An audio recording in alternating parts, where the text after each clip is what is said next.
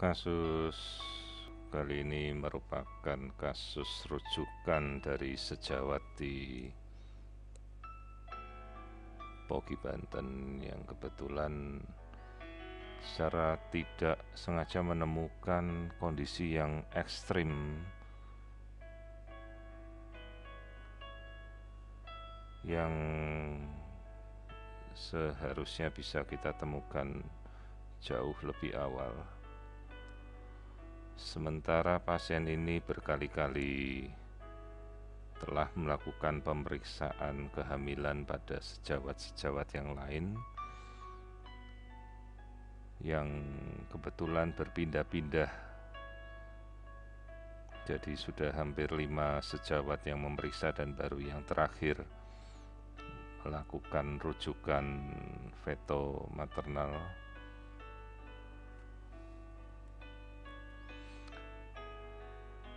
Yang kita curiga dari kasus ini pertama adalah gambaran dari otak. Jadi saat dirujuk ini pasien memiliki kelainan yang dicurigai sebagai ventrikulomegali. Namun kondisi lain yang cukup mengejutkan adalah bahwa posisi kepala ini terlihat tidak normal, di mana tulang lehernya bisa melekuk secara ekstrim, hampir melekuk 90 derajat ke belakang, jadi seolah-olah kepala itu bisa menempel pada punggungnya bayi.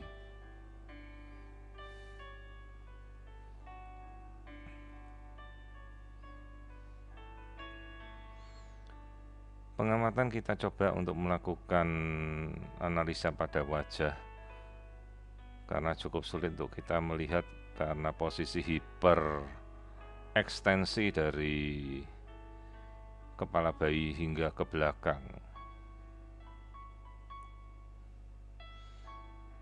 Gambaran yang kita temukan dari wajah bayi sendiri cukup unik, di mana kita menemukan adanya mikrognathia. Jadi dibandingkan dengan rahang atas, rahang bawahnya terlihat menciut atau mengecil, menyerupai paruh burung dalam pengertian seperti itu. Ini ada kasus mikrognathia.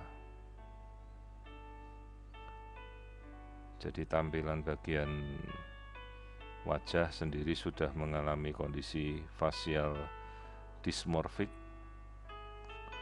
yang kita coba untuk kita rekonstruksikan kemudian.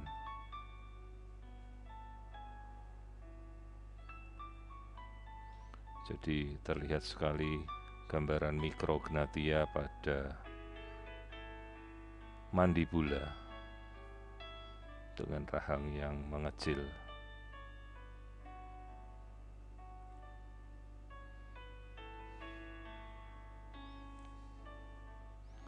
Tulang hidung terlihat normal. Ini adalah bagian dari rahang bawah yang masih kita amati karena terlihat berbeda dengan perbandingan dengan rahang atas atau maksila. Terlihat mandibulanya menciut dan kecil. Kasus yang kita namakan sebagai mikrognathia.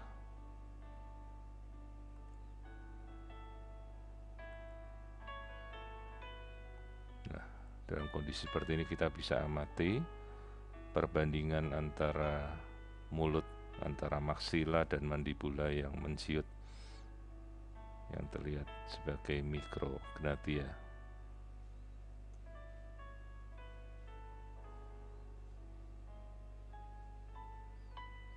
Pemeriksaan kemudian kita lanjutkan dengan melihat struktur otak yang dicurigai oleh sejawat sebagai ventrikulomegali.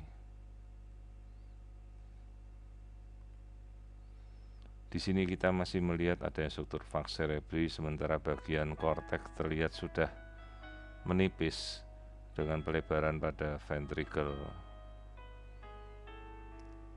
Masih tersisa jaringan talamus dan sisa-sisa dari plexus choroid.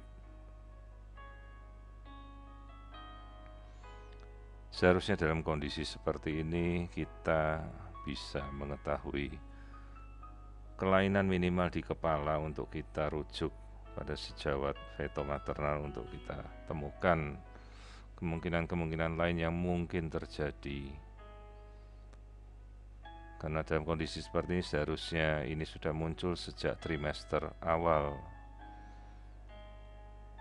Apalagi dalam kondisi ekstrim di mana terjadi hiperekstensi dari tulang leher bayi bagian vertebra cervical.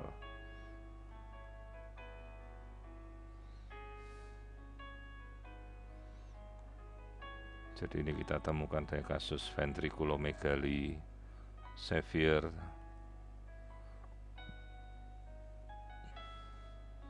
dengan pelebaran ventrikel mencapai 17 mm.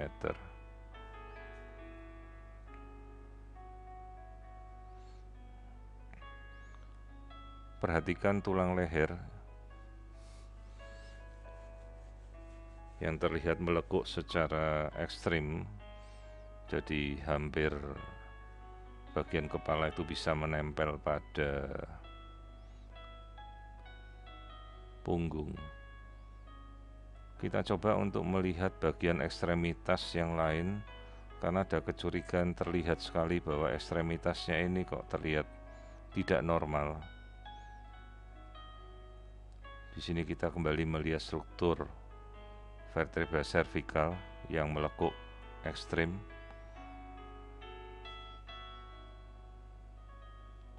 Kasus yang kita namakan sebagai iniencephaly.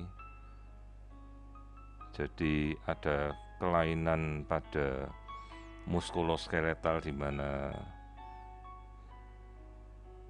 ototnya mungkin mengalami kelainan matriks sehingga menjadi sangat lembek, termasuk tulangnya. Jadi bayi ini bisa melekuk hingga lehernya seolah-olah patah dan kepala bisa menempel ke punggung belakang.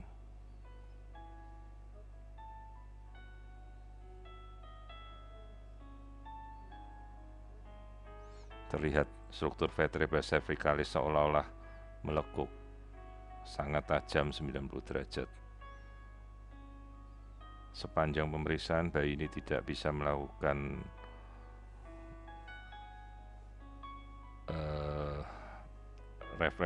defleksi dari kepala, jadi tetap dalam posisi hiperekstensi.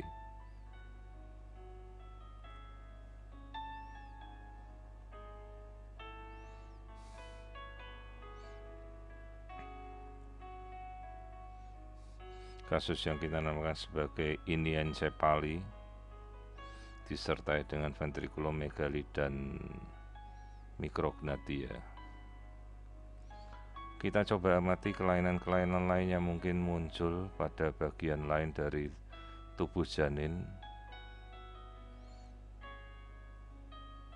Di sini kita mengamati kondisi jantung, di mana kondisi jantung juga tidak normal, terlihat adanya ventricle septal defect yang cukup besar sehingga terjadi shunting aliran darah dari ventricle.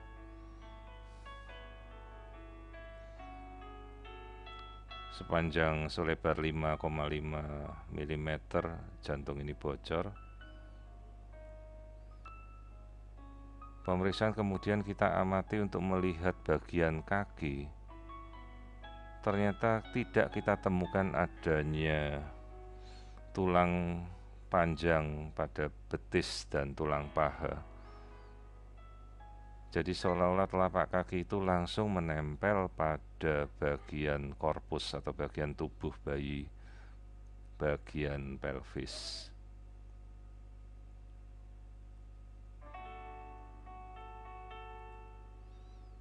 Kelainan yang kita namakan sebagai caudal regression syndrome.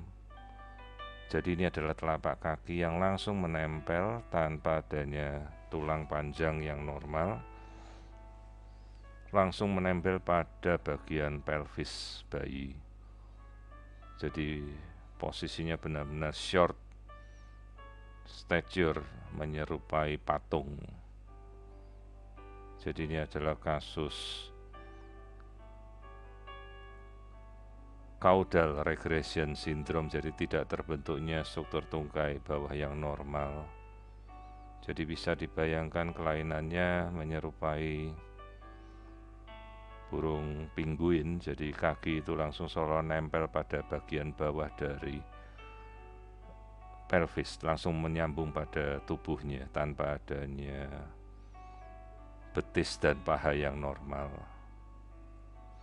Perlu kita informasikan pada orang tua bahwa ini suatu kelainan bawaan yang sedemikian berat sehingga orang tua dapat memutuskan kondisi seperti ini agar mereka tidak terkejut pada saat bayi ini lahir. Sayangnya kehamilan ini sudah mencapai bulan ke-5 sehingga cukup telat untuk kita mengetahui kondisi kelainan ini, encefali, mikrocefali, mikronatia dengan ventriculomegali dan caudal regression syndrome seperti ini.